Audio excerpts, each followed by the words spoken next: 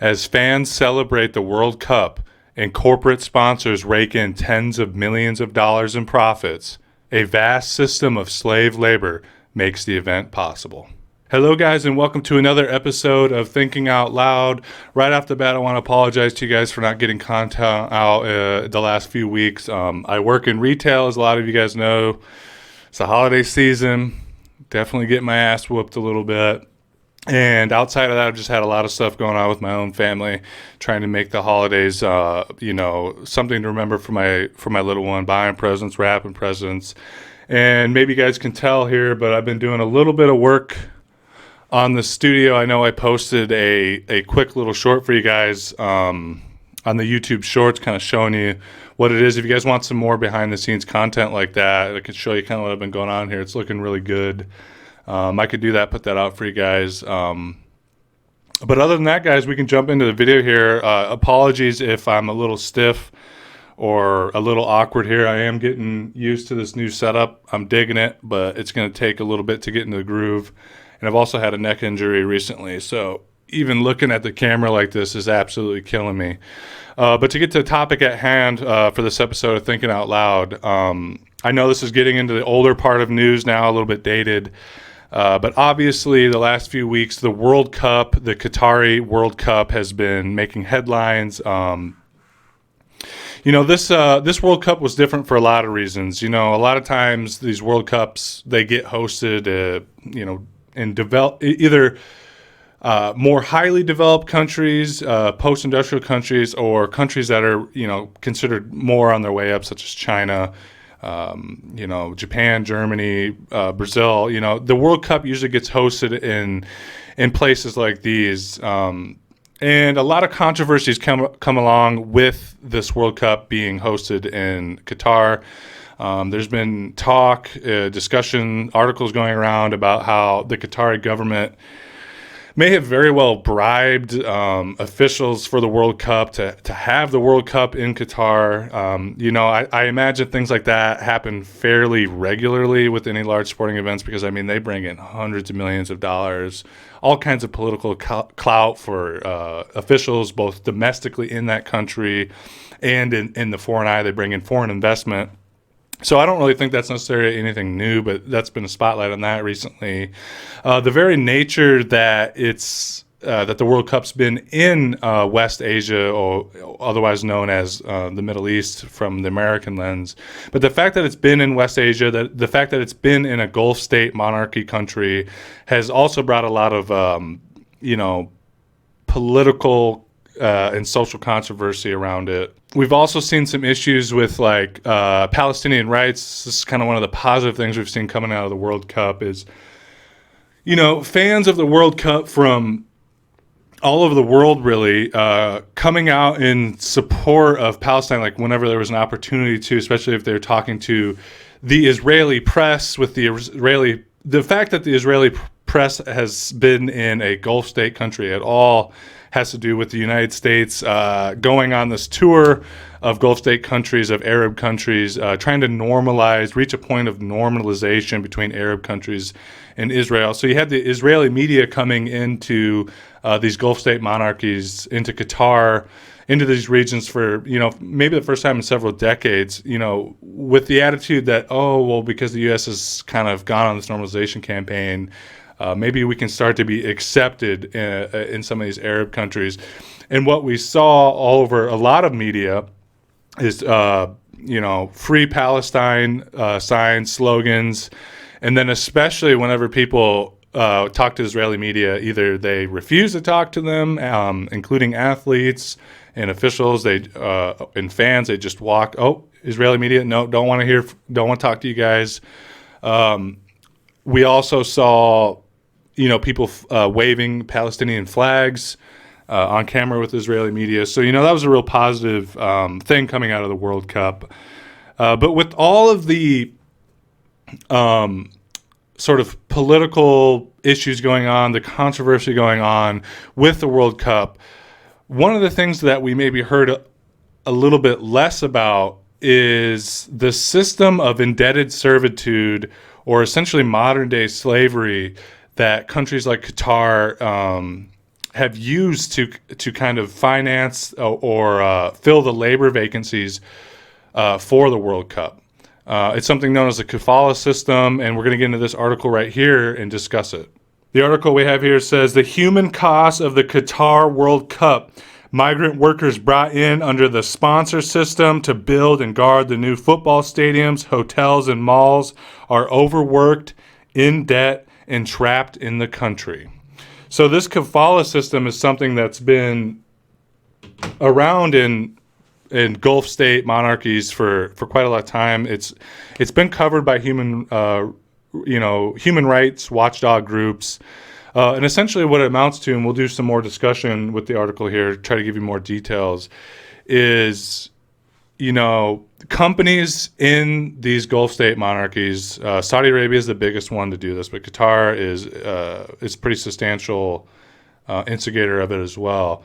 They will, send people out, send job applications out to, migrant workers all over the country, some of the poorest countries in the world, in Africa, in Southeast Asia and things like that, and they'll say, we'll cover your travel expenses, we'll cover your lodging, we'll get you a good job with decent wages. And then they get there, and officials with the company or with the government, they take their passport, and then they end up stranded there. And then the company ends up, kind of doing a company town type of dynamic where they keep having to borrow money. If they're sick, they get strikes. Sometimes they lose their jobs, and then they have no other way to get employment because the company that sponsored them won't hire them, and so other countries, they're kind of like blacklisted, and so they end up just stuck, and then they end up having to be in the lowest they're already in these low rung jobs. Somehow they sink even lower than that. So without any further prelude to this, we can jump into the reading and kind of do a breakdown of this. Says, I always pray that I don't get sick, says David in a text message. He is resting on a bunk bed in a labor camp outside Doha, Qatar. He arrived from East Africa a few months earlier to work as a security guard down at a hotel that will host the football fans and visitors during the 2022 FIFA World Cup. The promise of a better future, a fresh start, and a good salary to support his siblings and sick mother lured him to Doha. But all he found was a disconcerting world of hard labor and oppression. He had his passport confiscated and doesn't have health coverage, yet he works 12 hours a day, 7 days a week in the heat of Qatar, the heat of an Arab country. The work is brutal and exhausting, and it isn't even summertime yet, when temperatures in Qatar soar to 50 degrees Celsius. With this article that we're going to be touching on and reading excerpts from, I have two articles. This first one, there's going to be a lot of anecdotal discussion, and normally, as you know, I try to avoid that on this channel, but I think it's important to kind of hear the personal investment or the personal stories of people that are going through this Kafala system. Go on with the reading here, guys. It says David's pay is a paltry 1,000 Qatari riyals, about $200 a month, the minimum wage. The recruitment fee he paid to come to Qatar was $2,000. Barely out of his teens, he is now stuck. He is on probation for 6 months and indebted, can neither quit his job nor leave the country. Can't leave the country if you don't have your papers, right? His story is emblematic of the lives of migrant workers who have helped shape Qatar's football vision. Their own hopes are often dashed by deceptive recruitment practices, wage abuses, and strenuous working conditions enabled by the kafala or sponsorship system. Yet Qatar and the Supreme Committee for Delivery and Legacy, the local organizing committee for the World Cup, have trumpeted that labor reform is real. So as we can see here from this little segment, they lure you in. This is how the Kafala system works. A company will be your sponsor. They will lure you in with, like I said, deceptive ads about recruitment, just like the military or any other job. They tell you it's going to be a certain way. You get there, it's something completely different. They get you there. The job is extremely distressing, very difficult with rough conditions. They take your passport so you can't leave, and then very quickly end up in debt because they won't, as we'll see, they won't give you a health card. So if you do get health services, you have bills for lodging and things like that, and it piles up, and you have to not only find a way to get your papers back, you have to pay this debt back as well. Going on here, guys, says he claims that the most Al Batil Securior workers don't have Hamad health cards, which employers are legally obligated to give to their employees so that they can use Qatar's public health system. I got pneumonia at a high level, says Powell. The doctors asked who my sponsor was. They shouted at Al Batil. Only then, he says, did the company decide to give him a medical card. I was almost dying and presumably still going on to work. I had worked a year without one. A friend of Powell's has been working at Al Batil Securior for 4 years. I don't have a medical card, he says. They were going to provide one, but until now, no medical card. I work 14 to 15 hours a day. They don't give us a vacation. Even on Friday, a day of rest in Arab countries, you go to duty. There is duty every day, no days off. The irony of one of these Gulf monarchies, which essentially amounts to a feudal, monarchical, theocratic system, the actual citizens of Qatar, at least the upper tiers, the more middle class, upper middle class people living in the country, they get to have days off. They have a holy holiday, a Sabbath day, if you will, if you want to use the Christian terminology, where they get to rest. But all these slave labor, all these enslaved workers, they have to keep on going, keep the machines running, keep security going, keep hospitality services going. And I can't imagine what that's like, being stuck thousands of miles away from your home, presumably, and you're stuck here. There's no way out. You're in debt. You're in these horrible working conditions, forced to work when you're sick, unable to go and get treatment, basic things like antibiotics, a checkup, a doctor's note, obviously. And I imagine that's one of the reasons why you might ask yourself, why do they withhold these health cards? Maybe because they don't want a doctor's sanctioned sick day. They want to just work these people into the ground. And they know that and they can work them into the ground because they're migrant workers. And they know that there's tens of millions of people probably willing to take their place out of the third world or the developing world. If this person keels over dead, and as we'll see, several people over the years have died due to these working conditions, well, that's all right. We'll send out more recruitment agents and fill these vacancies.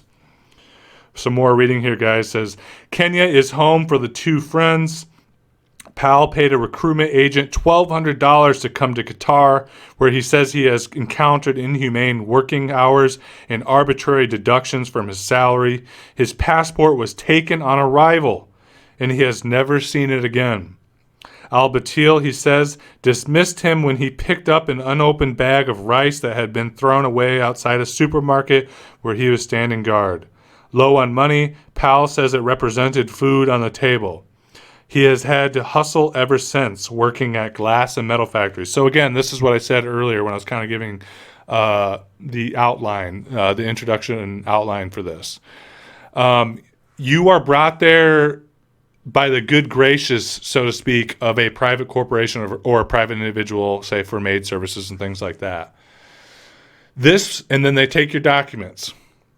This puts you in a situation as if private corporations don't already have enough dominion over life or the very nature of capitalist wage slavery. This puts you in a situation where one false move, even the smallest thing, like taking a bag of rice that had been discarded on the side of the road, can get you canned from this job. And what happens when you're canned from this job?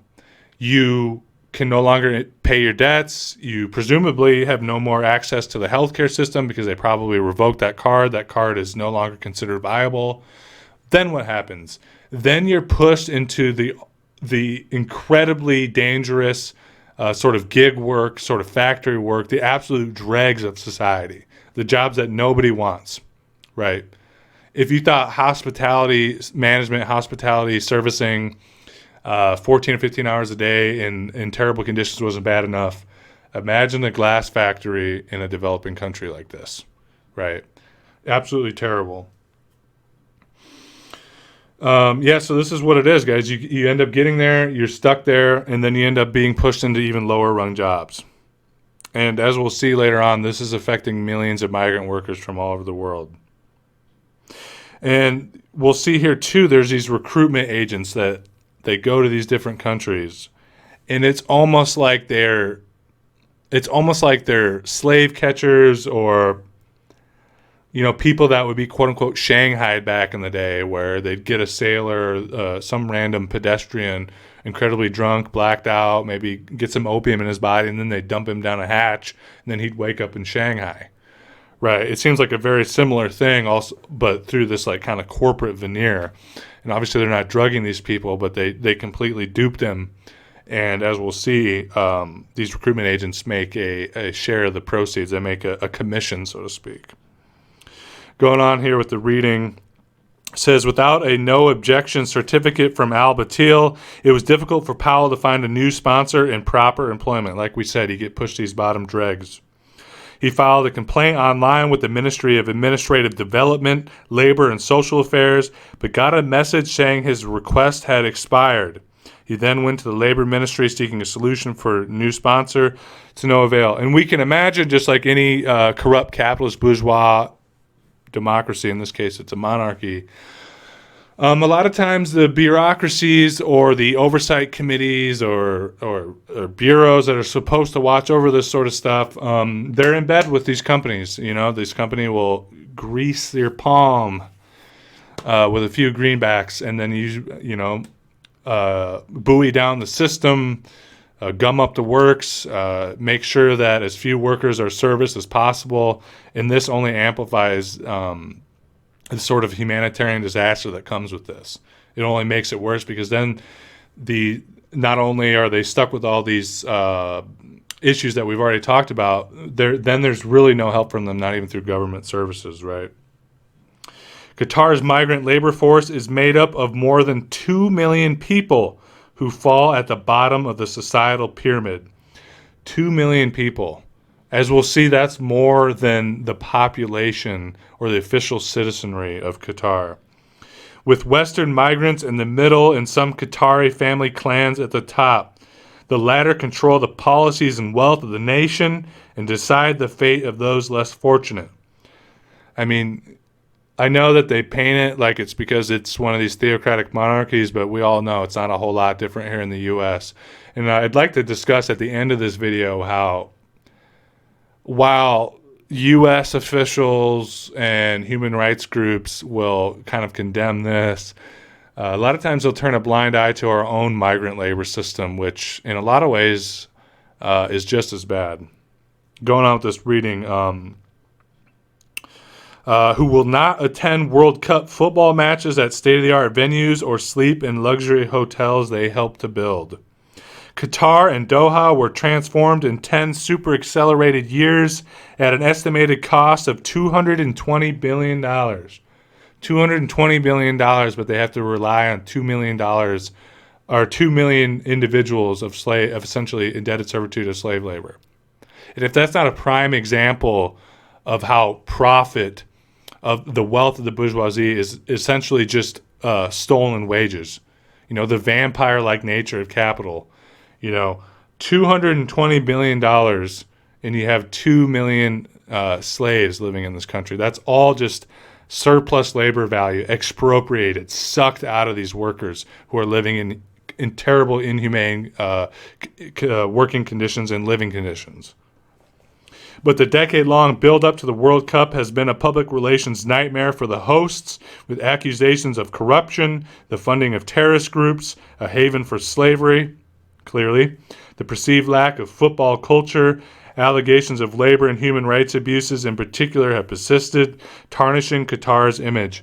Before I go on with the reading here, I just want to take a quick stop, because we're talking about Qatar here, and we're starting to get into this part of the reading where it associates or makes the connections between this Kafala sponsorship system and the sort of human rights abuses that have gone into, building the stadium, building the hotels, doing all the service and hospitality management that we've talked about.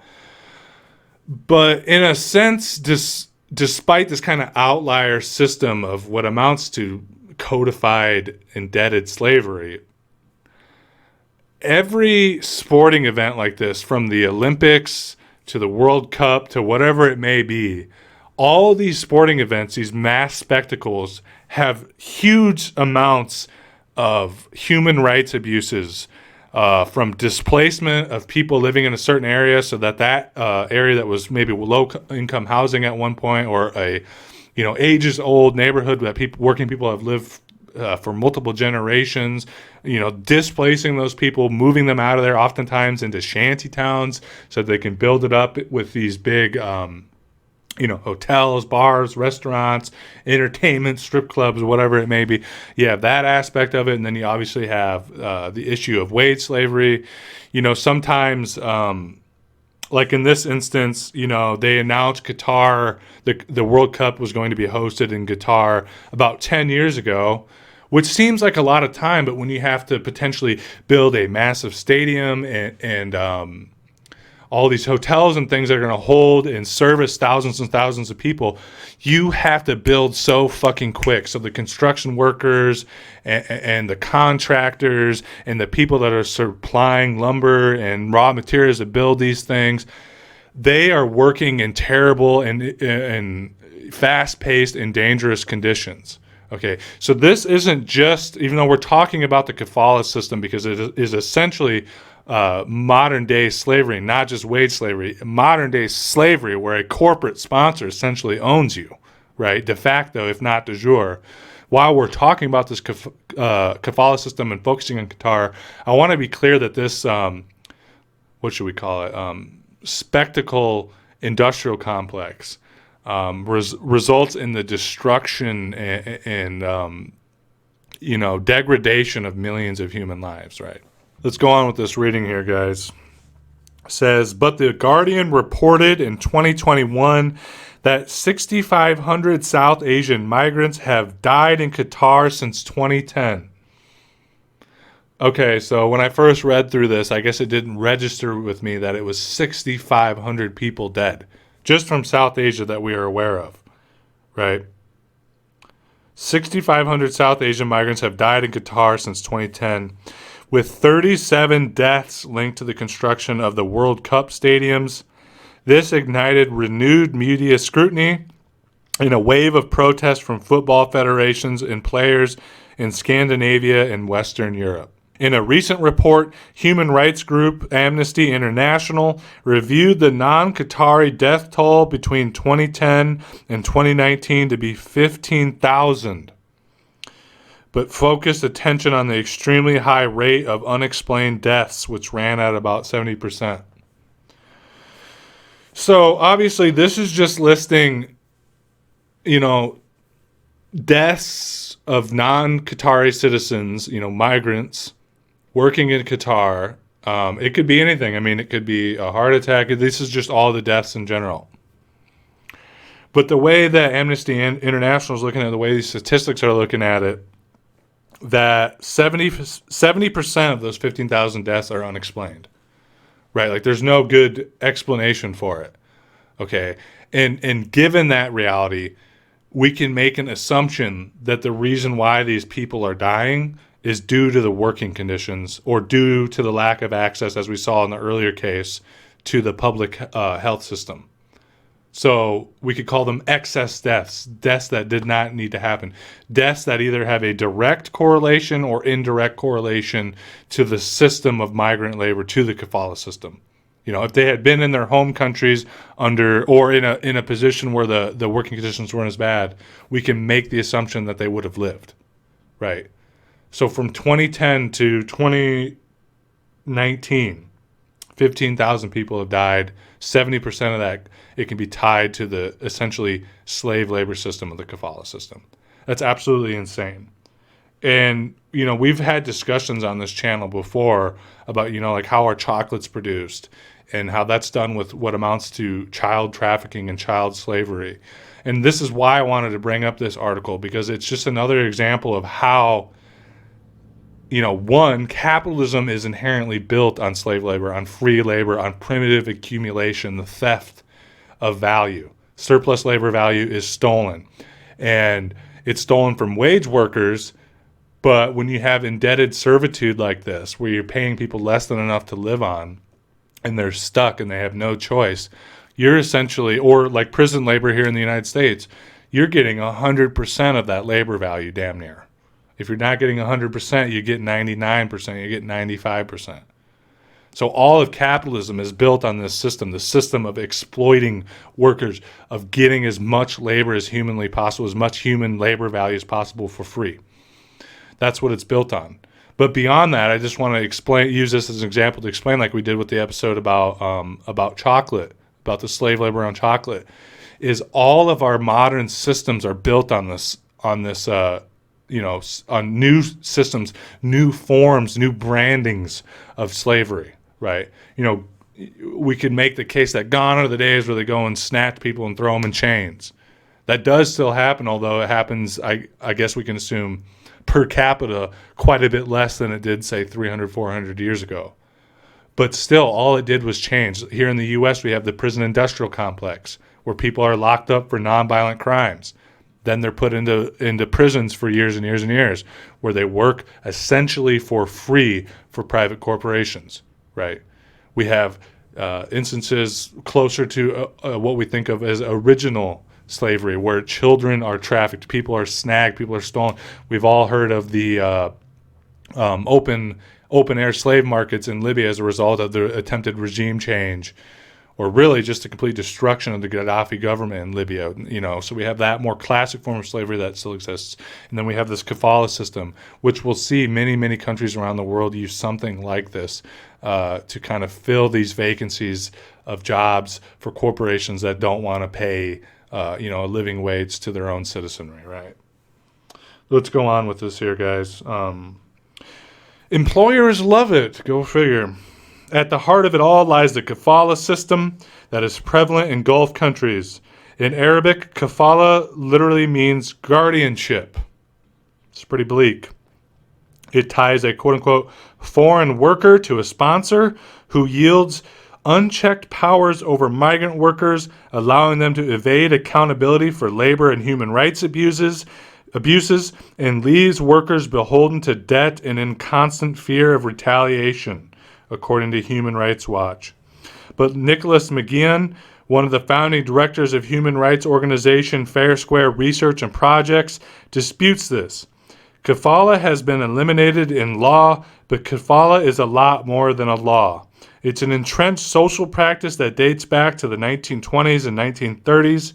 It has been the prime system that has enabled national employers to regulate a non-national workforce. Getting rid of it requires not just the legal abolition of it, but wholesale political will. Kafala remains extremely popular in the Gulf states. Employers love it. So what we have here is the way in which these private corporations and private individuals, oftentimes wealthy individuals, will have kafala migrant workers in their homes.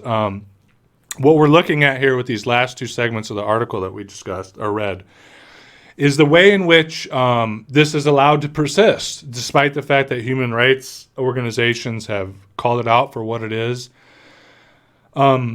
Because it's not the government doing it, because it's a sponsorship system through a private individual, they are allowed to sort of circumnavigate any oversight.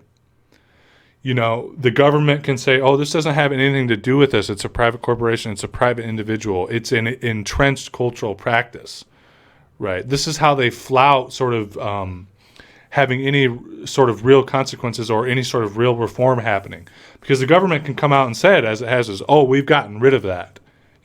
Private corporations, individuals can come out and say, we are done with that. We no longer do it. But they still go and recruit migrant workers. They just change the name. They just change the discussion around it. We're still employing migrant workers. Our economy is dependent on migrant workers. We just got rid of the kafala system. But in reality, they haven't. Because they still have the power. They have the power over lodging. They have the power over health care. They have the power to revoke, as we saw, travel documents. So how are you supposed to get rid of this system, right? Let's go on with the reading here. Says John Njenga is sweating profusely in his boxer shorts. A gatekeeper at a cement factory, he strips down to bear the scorching heat in his cabin. Sitting naked in his little security cabin. If that's not fucking open to deal with the heat, if that's not just brazen slavery and abuse, I don't know what is. He works every day of the week, even if by law security guards are not allowed to work more than 60 hours a week. According to the ILO, not even the military stands for 12 hours a day, says Njenga. Everything is just work, work, work, work. He has had his passport confiscated and salary deducted while working for Al Batil. He also worked infinite hours, lived in shabby accommodation, and had no health coverage. And he paid a recruitment agent $2,000 to work in Qatar. So if that ain't insult to injury, if that ain't salt in the wound, if that ain't cherry on top, you had to pay somebody to be a fucking enslaved worker.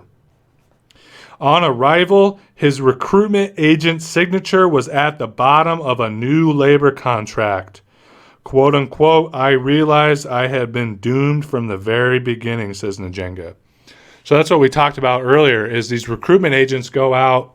I imagine some of it's probably done online now. They paperwork, this and that. Do you have your papers? Do you have your vaccinations? This and that. Company paid this recruitment officer, maybe even through another private company, to go and get as many people. And then he gets a commission signed at the bottom, dotted line there. He gets a commission for bringing this new slave. He is a slave driver.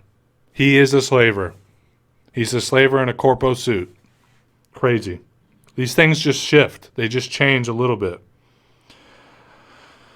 So yeah, it sounds an awful lot like slavery to me. I mean, you guys can drop a comment and let me know what you think. But this is, again, like I said, this is the ways in which slavery has changed. We've had discussions in the past as well about how racism, systemic racism changes, how white supremacy morphs, how slavery morphs, how hyper-exploitation morphs. You get reforms in one sector, you get some changes, you win some hard-earned victories through the blood, sweat, and tears and deaths of human beings. They just wiggle it around a little bit. They make it look a little different. And I know that can be discouraging sometimes because, it just takes another form. But we do, to try to be on a hopeful note, if we zoom out through all of human history, there's always new issues and there's always new problems, and the old problems seem to take a new form. But every time that we win victories, we push the line a little bit more forward. Because this Kafala system is terrible and it still amounts to human slavery. But we can make the sort of assumption that it's a lot better than the days of, say, the transatlantic slave system, right? And the fact that we are having discussions about it, the fact that something may be done about it. I mean, we're always pushing the envelope forward. And I know it is, again, discouraging when we see these things sort of take new forms. But if we keep fighting and we keep fighting, I believe eventually, hopefully, the ruling classes, the people that perpetuate these systems of oppression, will run out of quote-unquote new ideas, right? I want to jump into this next article here that kind of breaks down more in depth what the Kafala system is and gives you some statistics on it, just to show you how prevalent this is, how exactly it works. We have this one from the Council on Foreign Relations, which I know is not necessarily the best resource. A lot of times it has pro-U.S. imperialist perspectives, but in this case, I think it is useful because it's succinct and it has some great statistics. It says, what is the Kafala system? The Kafala system regulates the lives of tens of millions of migrant laborers in the Middle East, or West Asia as we like to call it. But growing outrage over human rights abuses, racism, and gender discrimination has fueled calls for reform. Got a quick summary for you on how the system works. It says the Kafala or sponsorship system gives private citizens and companies in Jordan, Lebanon, and most Arab Gulf countries almost total control over migrant workers' employment and immigration status. The system arose from growing demand in Gulf economies for cheap labor and the desperation of many migrants in search of work and the opportunity to send money home to their families. Calls for reform have grown since preparations for the 2022 FIFA World Cup in Qatar drew international scrutiny. Let's see here. It says, under this system, the state gives local individuals or companies sponsorship permits to employ foreign laborers, except in Bahrain, where workers are sponsored by a government agency rather than individual employers. The sponsor covers travel expenses and provides housing, often in dorm-like accommodations, or in the case of domestic workers, the sponsor's home. Rather than hiring an individual directly, sponsors sometimes use private recruitment agencies, like we talked about, in the countries of origin to find workers and facilitate their entry into host country. Essentially a private corporation that functions as a slaver. The system usually falls under the jurisdiction of interior ministries rather than labor ministries, so workers often have no protection under the host country's labor law. What a great way to flout labor regulations. The ingeniousness of fucking lawyers never ceases to amaze me. This leaves them vulnerable to exploitation and denies them such rights as the ability to enter a labor dispute process or to join a union. Furthermore, because workers' employment and residency visas are linked and only sponsors can renew or terminate them, the system endows private citizens rather than the state with control over workers' legal statuses, creating a power imbalances that sponsors can exploit. And again, this is how they're able to negate any sort of jurisdiction or actual reform, because it has nothing to do with the government other than the case of Bahrain, as we saw. It's a private individual. Well, we can't control what all the private individuals and corporate. That's impossible. How can we do it? We can't. There's nothing we can do about it. In most situations, workers need their sponsors' permission to transfer jobs and employment and enter or exit the host country. So if you want to try a different job, maybe with better pay and potentially better benefits, you have to get that in writing from your company, from one company to another. So it's almost like this one company, this one sponsor, be it a corporation or private individual, is selling you, a human being, selling you to another private individual or private corporation. Leaving the workplace without permission is an offense that results in the termination of the worker's legal status and potentially imprisonment or deportation. Even if the worker is fleeing abuse, workers have little recourse in the face of exploitation, and many experts argue that the system facilitates modern slavery. The system has produced massive demographic changes. The Gulf region's population increased tenfold in 50 years from migrant labor. And foreigners now outnumber locals, PDF in all GCC states but Saudi Arabia. So if that ain't a slave system, tell me what it is. You have more migrant workers that are essentially owned by private corporations and private individuals in the country than actual citizens.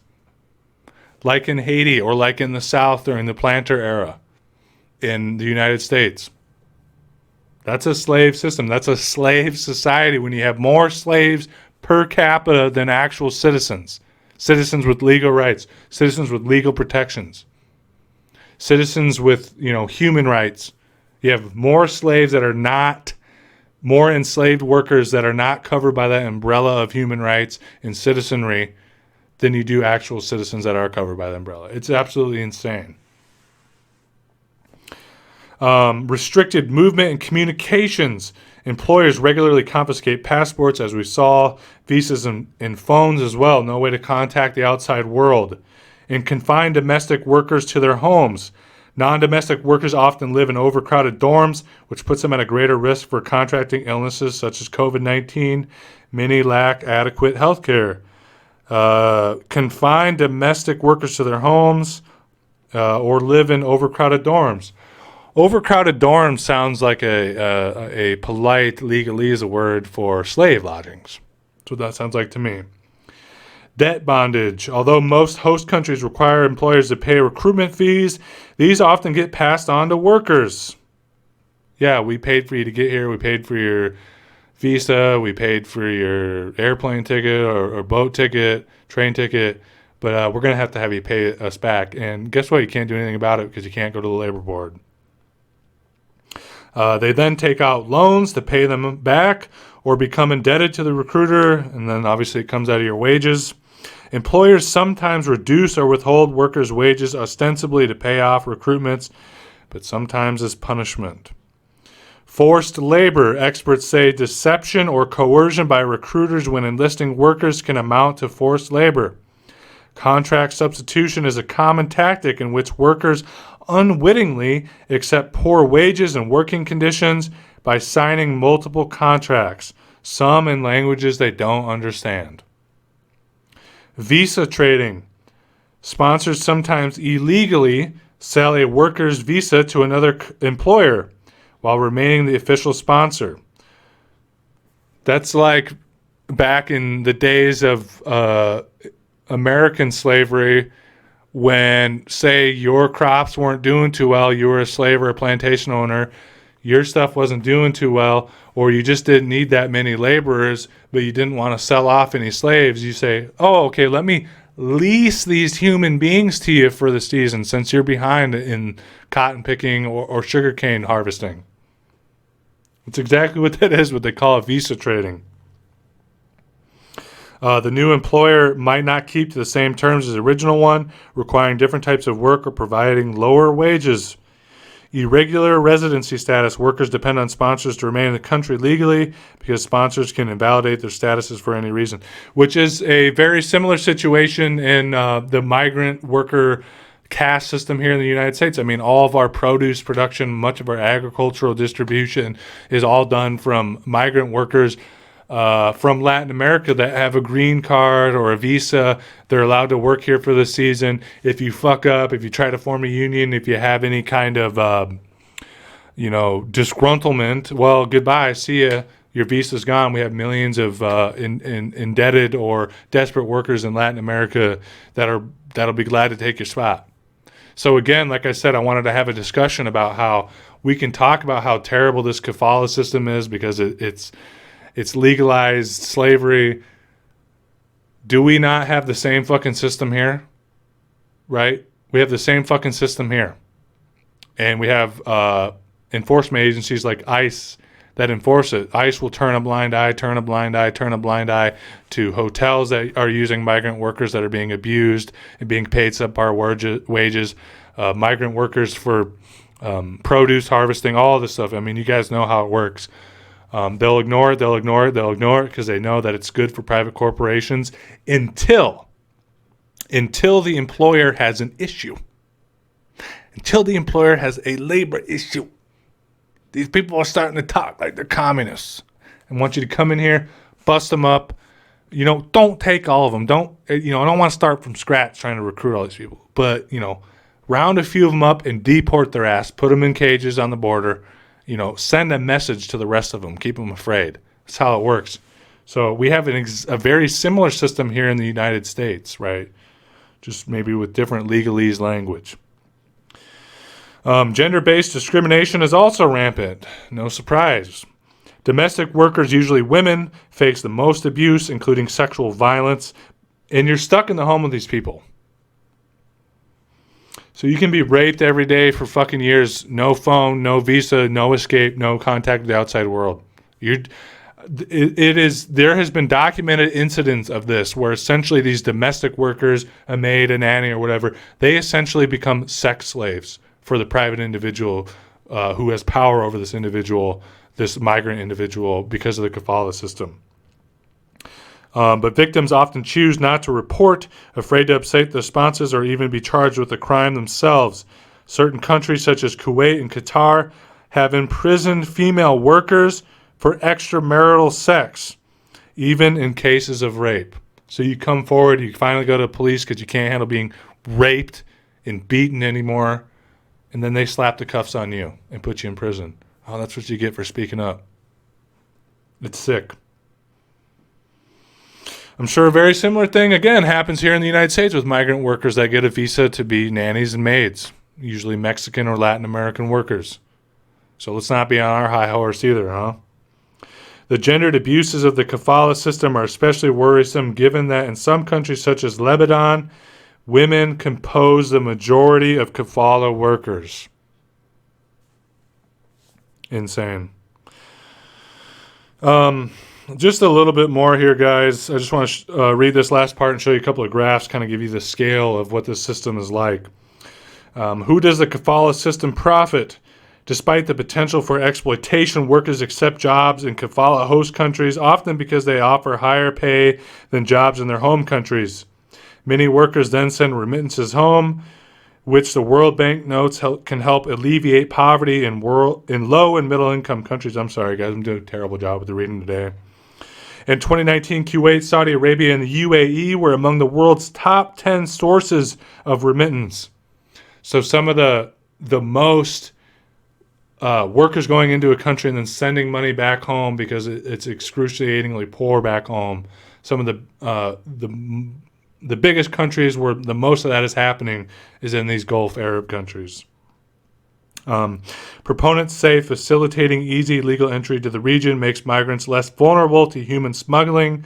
Opponents say these legal pathways still need greater protections for workers.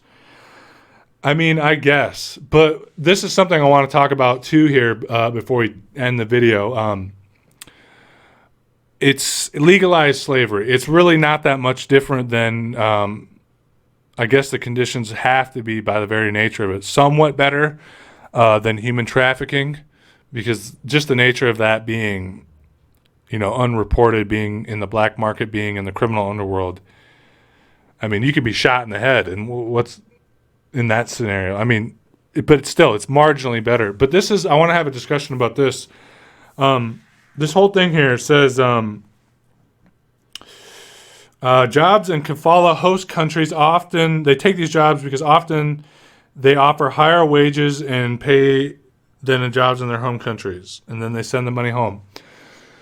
This is a great example of what's called brain drain. Now, many of you have probably heard of brain drain before, but what is brain drain? This is a byproduct of the capitalist, imperialist, capitalist, neo-colonialist structure that we have today, where the northern countries are developed and have become developed post-industrial societies because of all the exploitation of labor, both physical and mental, right? We all live in information age, highly industrialized, developed societies because of all the wealth that was stolen through slavery, through genocide, through illegal taxation in the colonies, war. I mean, you know how all this works. All this wealth that we have built these grand, hyper-industrialized tech societies on, the seed capital for it was human slavery and exploitation from developing countries, where countries like, say, India or countries like Congo have had trillions upon trillions of dollars of their labor value and their natural resources stolen. I mean, in the case of India, where the fuck do you think all those gems came from in the Queen's goddamn crown and in her casket and in her scepter, right? Where do you think that all came from? It came from India. It came from Africa. It sure as fuck didn't come from the little foothills of fucking northern England, did it? No, they didn't go and dredge it up out of the bottom of some loch in Ireland or Scotland. No, it came from the developing world. It was stolen, right? So that's one example of exploitation that we know of that has built capitalism. But another example is this brain drain where, when you go to the doctor or you call a tech guy, a lot of times it seems like they're foreigners from another country. Your doctor's Chinese, your doctor or pharmacist is African, your tech guy is Indian. This is brain drain. They take the most gifted and well-educated and well-trained workers from the developing world, right? And then they come here. They bring them here. Why do they come here? People always say, why do they come here instead of doing it in their own country? Why do they come here? They come here because the infrastructure and the economic development and economic and societal upgrade opportunities in their own country are non-existent because of all the exploitation and extrapolation from their countries. Okay, so then these people end up having to come here and make our society better, give us better healthcare, give us better tech, give us better innovation. They're some of the most gifted researchers in every field as well, the scientists. They come here because they're not going to have a higher quality standard of living in the country because that country is going to be hyper exploited for the foreseeable future. So you have this double whammy of theft. Take all their resources, take all their mineral, take all their produce, take everything from them, and then we're also going to take their people too, the very people that have the means and the training and the mental capacity to develop their material conditions in their home country. So you have this double whammy where these neo-colonies, this developing world, has no way out. Take all their goods, take all their services, take all their minerals. We're going to take their people too. And you can say, oh, well, they make a choice to come here instead of developing their own countries. It's not much of a choice when, as a doctor, you're going to live in a shack because there's no infrastructure. Or as a doctor, you're not going to have a good job at a good hospital with good equipment because there's no foreign investment. And all the resources are sucked out of the country instead of going to build these things than you are if you come to the U.S. And they'll be glad to give you a visa because here in this country, we don't want to actually educate our people. Right? We don't want to educate our people. We don't want to pay for the education here. So they'll take them from these countries that may give them some semblance of education, of training. Oh, you guys have paid for all that. We'll take them now. So that's another example of exploitation. It's called brain drain. And this Kafala system amounts to that as well. This is another way in which neocolonialism, imperialism works. It doesn't just take the resources and the minerals and the produce from those countries, and it doesn't just make it so that they purposefully stay underdeveloped. It also takes the human capital as well. And this Kafala system is a great example of that. The migration system, the visa green card system here in the U.S. is another example of that as well. And we'll polish this off here, guys, just with a quick glance at some of these graphs. We got this one here. From which Kafala countries do migrant workers send the most remittances? So Saudi Arabia, UAE, Kuwait, Qatar, Oman, Bahrain, Jordan, Lebanon, etc. And then where do these remittances go? India, Egypt, Pakistan, Philippines, Bangladesh, etc. So to countries that are sort of in the middle tier of development to the countries that are severely underdeveloped, right? And this is interesting too. These graphs are interesting because I wonder if we took all these types of systems like the Kafala system and then, kind of zoomed out and put it with the American version of it, the migrant green card visa system. I don't know. I don't have statistics. I didn't have the time to do the research on it.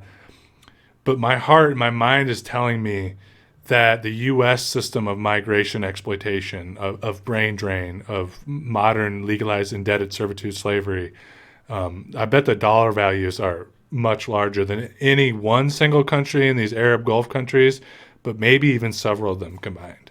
So I just want to share those graphs with you guys because it really does put it in perspective of how much wealth of labor value is being stolen from these developing countries, right? But yeah, guys, that's all I have for you. This video went a little bit longer.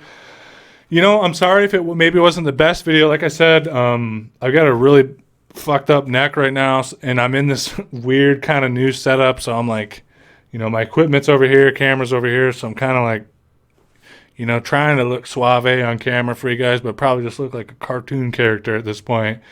But at least hopefully you found the content interesting. I hope it was, enlightening for you guys and kind of gives you a good perspective on how modern day slavery still exists in the kind of insidious ways and legalese that is used to justify it or to hide it right in plain sight.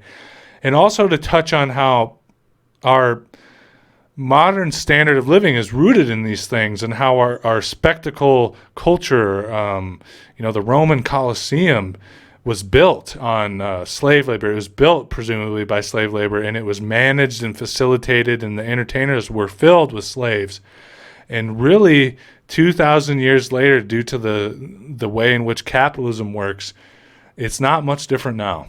The Colosseums are still manned and built by the labor of slaves.